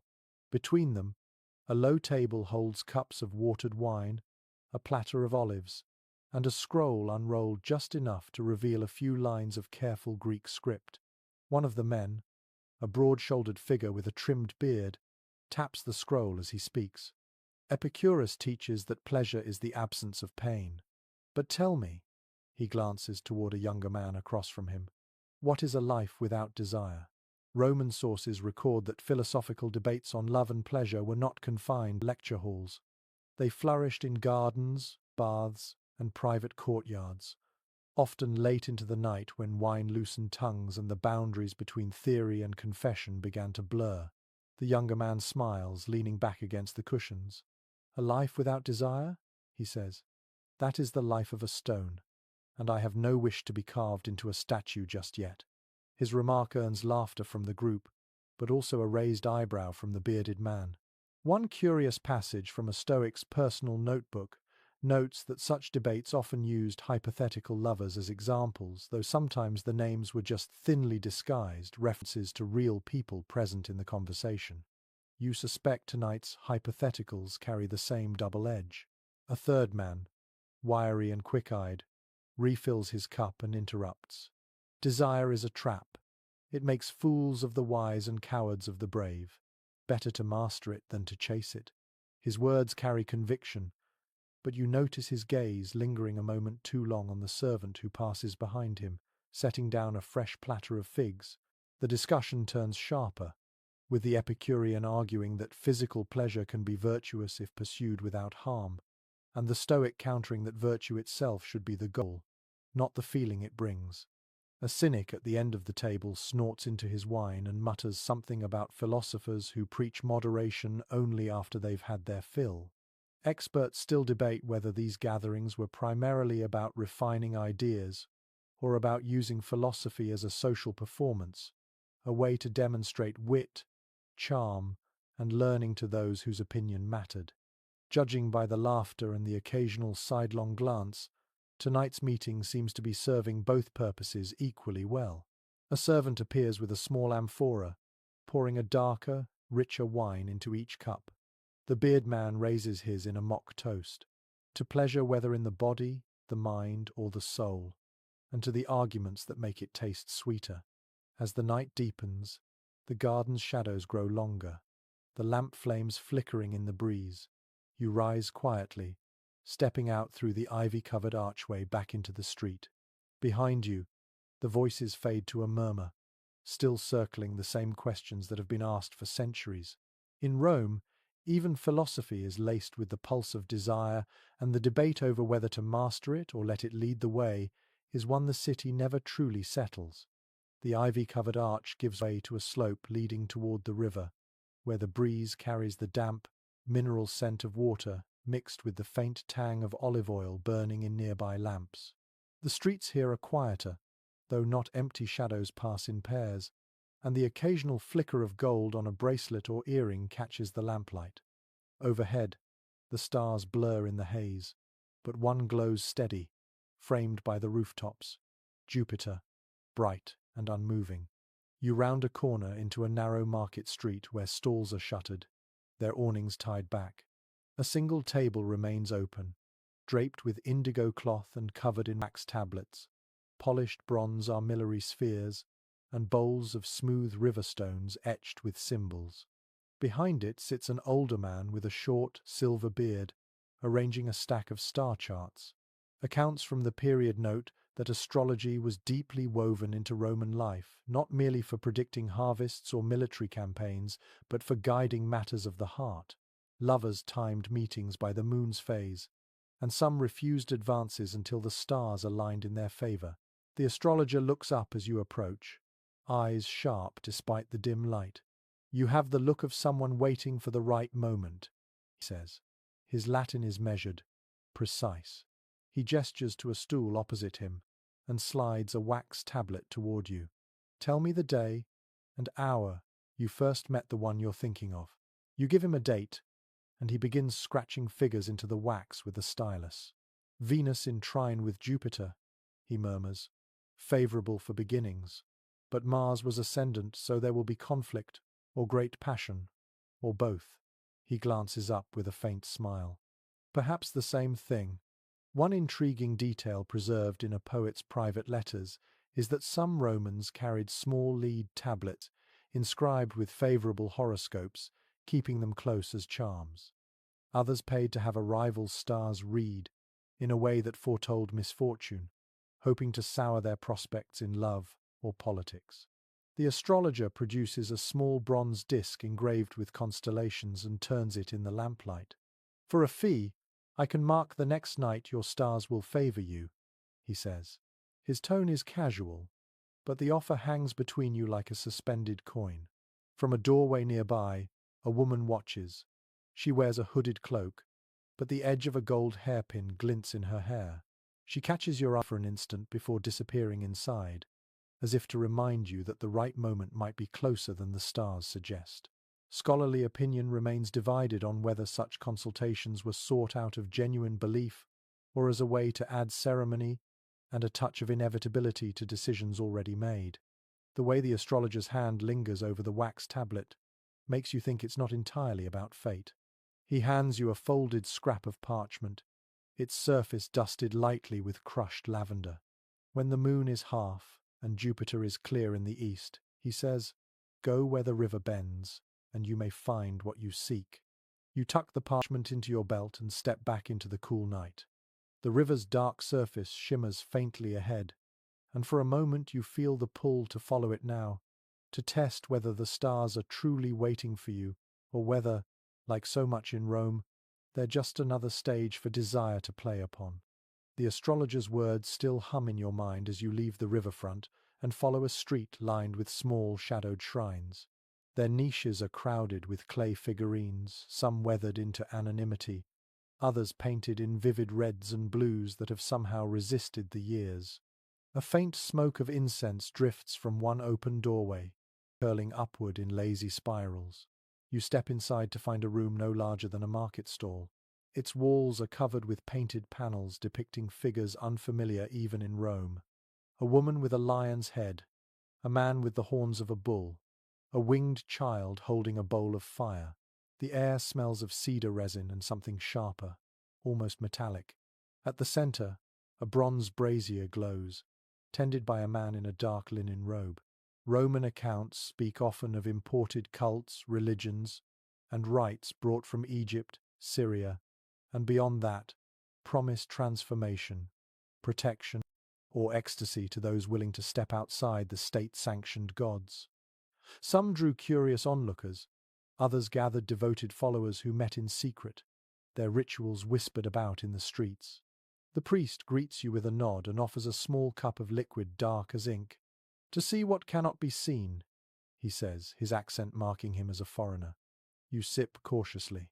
It tastes bitter, earthy, with a heat that blooms at the back of your throat. One lesser-known inscription found in an abandoned shrine records that certain initiations involve not only prayers, but acts designed to bind the initiate to the god's will through oaths, symbolic touches, and the sharing of scented oils said to carry the deity's presence.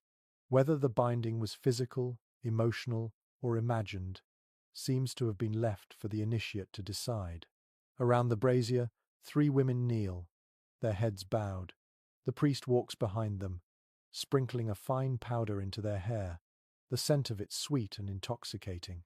He speaks in a language you don't know, the syllables rhythmic, almost like chanting.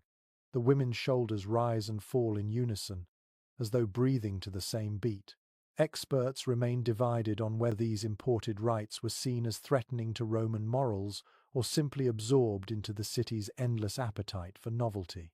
The truth, you suspect, is that their mystery was part of their power, What is hidden is always more tempting than what is known. The priest looks at you again. You are only passing through, he says, not as a question. But the god may pass through you as well. His gaze is steady, his meaning unclear, and before you can respond, he turns back to the women at the brazier. You step out into the street, the night air cool after the shrine's heat. The taste of the bitter drink still lingers, mingled with the faint perfume of the powder. Somewhere behind you, the chanting resumes, folding back into the rhythm of the city. As you walk away, you wonder whether what you saw was worship, performance, or something in between. In Rome, the difference may not matter so long as it stirs the heart enough to be remembered. The scent of cedar and incense fades as you move deeper into the maze of streets, where the lamps are fewer and the air feels heavier. You turn a corner and find yourself before the Basilica Julia, its marble columns looming in the moonlight. By day, this is the bustling seat of legal proceedings. By night, its broad steps are almost empty, save for a pair of watchmen leaning on their spears. In the distance, you hear the sharp echo of sandals on stone. A small group approaches a man in a dark toga, flanked by two others carrying scroll cases. Behind them, a woman in a crimson pallor walks with her head held high, her face half hidden by the shadow of the portico. The watchmen straighten as they pass, but do not speak. Roman law was famously entangled with matters of love and desire. Certain liaisons, especially those that crossed class lines or involved a married woman, could bring not only scandal but legal ruin. Accusations of adultery were heard in these very halls, the punishments ranging from exile to confiscation of property, and in rare cases, death. You slip into the basilica's shadow as the group ascends the steps. Through the open doors, the lamplight reveals a chamber lined with benches and mosaics. A magistrate sits at the far end, flanked by two scribes. The man in the toga speaks first, unrolling a scroll and reading in clipped, precise Latin. The woman's expression remains calm, but her hands are clasped tightly at her waist. One revealing note from a surviving legal tablet records that trials for illicit affairs could become public spectacles, crowds gathering to watch, gossip spreading through the city before the verdict was even given. Here, though, the audience is absent. This is a private hearing, and its secrecy suggests that the names involved carry enough weight to demand discretion. The magistrate listens without interruption, then gestures for the woman to speak. Her voice is steady, but there's an edge to it, a measured defiance. She denies the accusation, stating that the supposed witness mistook a chance meeting for something more. The scribe's stylus scratches across the wax tablet, preserving every word. Scholars have long debated whether such cases were truly about morality, or whether they were political weapons tools to tarnish reputations and shift the balance of power. Watching the careful way the magistrate weighs each phrase, you suspect it's both. After a pause, the magistrate orders the proceedings adjourned until morning. The parties leave without acknowledging one another, their footsteps echoing through the basilica. The woman passes close enough that you catch the faint scent of myrtle on her cloak, a fragrance traditionally linked to Venus. Whether it's coincidence or a quiet statement, you can't be sure. When the doors close, the basilica falls silent again, its great columns standing guard over 1,000 whispered accusations from centuries past. You step back into the cool night air, the stone under your feet still warm from the day's sun. In Rome, justice and desire often share the same stage, and the verdict depends as much on who's watching as on what's true. The marble steps of the basilica give way to a quieter side street where the walls close in, the air warmer and scented faintly with beeswax and smoke. A single lamp burns over a modest doorway flanked by tall clay jars, their lids sealed with red wax. The emblem above the door, a stylized wax tablet and stylus, marks it as the workshop of a scribe. You duck inside to find shelves lined with scrolls, some wrapped in cloth, others bare and curling at the edges. The room is warm from a small brazier in the corner, its coals glowing softly. At a long table, a scribe in a faded blue tunic bends over a wax tablet, his hand moving with deliberate precision. He doesn't look up when he says, "If you're here for a letter, Tell me who it's for and what you want it to do. Letters in Rome were more than mere messages they could be. Declarations of loyalty, weapons of persuasion, or delicate threads spun between lovers. Historians note that the tone, choice of words, and even the color of the ribbon used to tie a letter could convey meaning beyond the text itself. You glance at the shelves and notice several small stacks tied with pale blue thread. The scribe follows your gaze. Those, he says, are for a woman who prefers her words to arrive scented with lavender. It makes the recipient remember her before they even break the seal. One remarkable detail preserved in an anthology of private correspondence is that lovers sometimes embedded hidden messages between lines of poetry or behind seemingly innocent phrases, phrases that would mean nothing to anyone but the intended reader. A line about the weather might mask a meeting place. A compliment on a garden's roses might hint at the hour of an encounter. The scribe finishes a line and turns the tablet for you to see.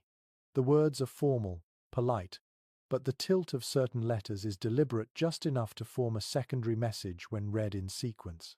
The art, he says, is to make the message invisible to everyone but the one it's meant for. Experts remain divided over how widespread this practice was. Some argue it was a romantic flourish reserved for the elite, while others believe it thrived across the city, especially where discretion was essential. On a side table, a shallow dish of sealing wax waits beside a brass stamp, carved with the image of two intertwined vines. The scribe pours a trickle of red wax onto a folded letter, presses the stamp into it, and lifts it away to reveal the mark. That one, he says with a faint smile, is for a senator who prefers his private business to look like fine wine. He slides a fresh sheet of parchment toward you. I can write for you, if you have something worth saying. His tone makes it clear that in this room, worth saying might mean something very different from what it means in the forum. You leave with no letter of your own, but the scent of warm wax and the weight of those hidden messages follow you back into the street. Somewhere in the city tonight, a folded scroll will change the course of someone's life, or at least the shape of their next morning. The warm scent of wax fades as you make your way toward a part of the city where the streets are narrower, the walls streaked with soot from years of lamp smoke. You follow a lane that twists like a question until it opens into a courtyard enclosed on all sides by high stone walls. The sound here is different low laughter, the creak of wooden doors, and the faint splash of water in a fountain that catches the lamplight like molten gold. To your left stands a two-story building with a broad doorway framed by painted columns. The plaster around it is decorated with faded frescoes, figures reclining on couches, sharing cups of wine, draped in fabrics the color of ripe plums. Above the door, a small terracotta plaque bears the outline of a reclining woman, her hand raised in greeting. You've arrived at one of the city's lupanaria, the brothels that made Pompeii infamous even in its own time. Archaeological records make clear that such places were more than just rooms for hire. They were designed with intention, narrow halls lined with cubicula, each space adorned with frescoes that doubled as advertisements for the specialties offered within. Some were crude, others surprisingly artful, but all served as a kind of visual contract between patron and worker. A woman in a deep red tunic greets you at the entrance. Her hair is pinned high, streaked with gold powder that glints in the lamplight. Without asking your name, she gestures toward the interior, where the walls are alive with color-painted scenes of feasts, gardens, and figures in poses that leave little to interpretation. One unusual detail noted in tavern ledgers is that some brothels charged more for rooms whose frescoes were considered particularly well executed, as though the art itself could heighten the experience. Looking around, you see why. In one panel, a couple reclines beneath an arbor heavy with grapes, the painter having taken great care with the folds of the cloth and the gleam of the wine.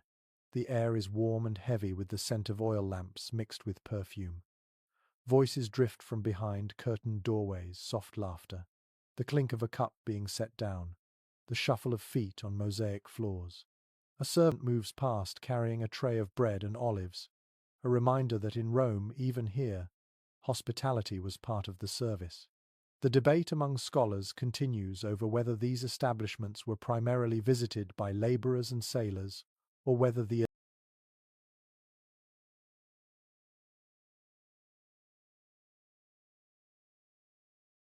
elite also slipped through their doors under cover of anonymity.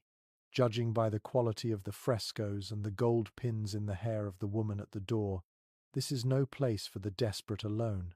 In the central hall, a low couch is set beside the fountain.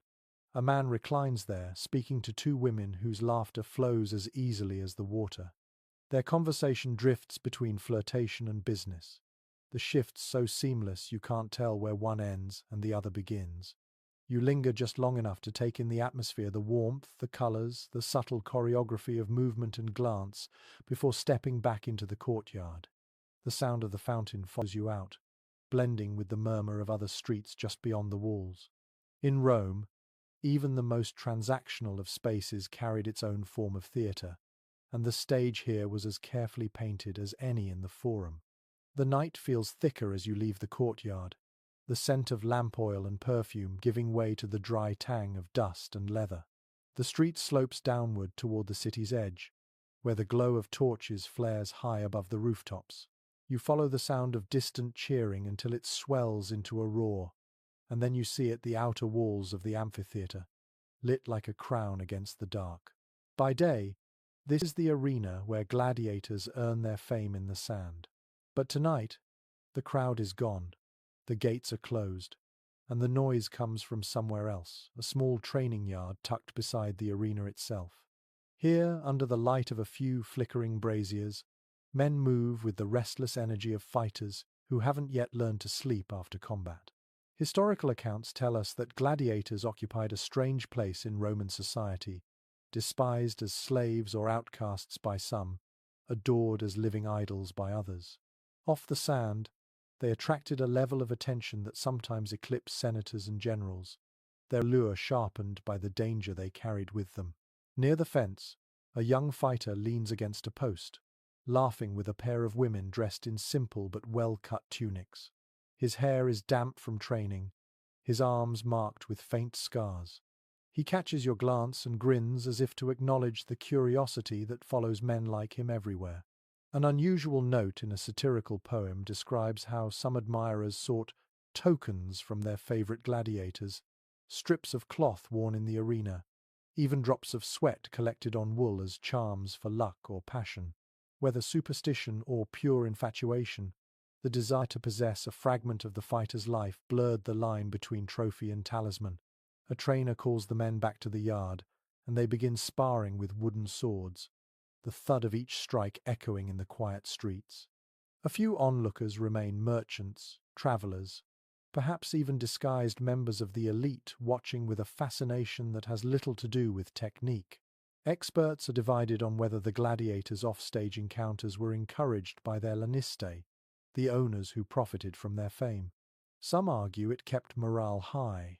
Others believe it risked scandal or distraction. Judging by the easy smiles and lack of interruption tonight, the rules here seem flexible.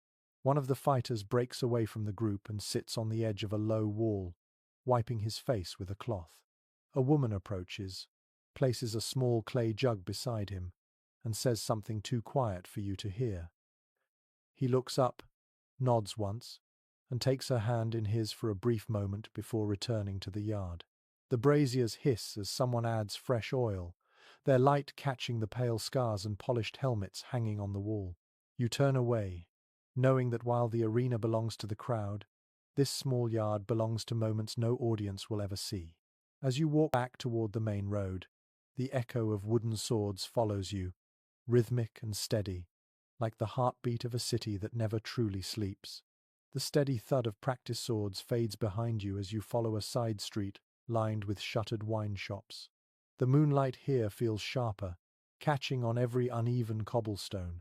Ahead, a group of men in dark cloaks stands in a half-circle around a torchbearer, their voices low but urgent. As you approach, the torchlight reveals the gleam of a laurel wreath worked into the clasp of one man's cloak. You know the face from coins and statues. Commodus, the emperor himself. Or at least, the rumors are right. The figure before you is not in a palace tonight, but standing in the open street, smiling like a man on the verge of breaking his own rules. Surviving accounts paint Commodus as a ruler who blurred the lines between spectacle and governance. Known for fighting in the arena, he enjoyed turning public entertainment into personal theatre, often placing himself at the center of both admiration and scandal. Yet what drew even sharper whispers were the private indulgences that followed such appearances, stories of encounters as calculated as any political maneuver.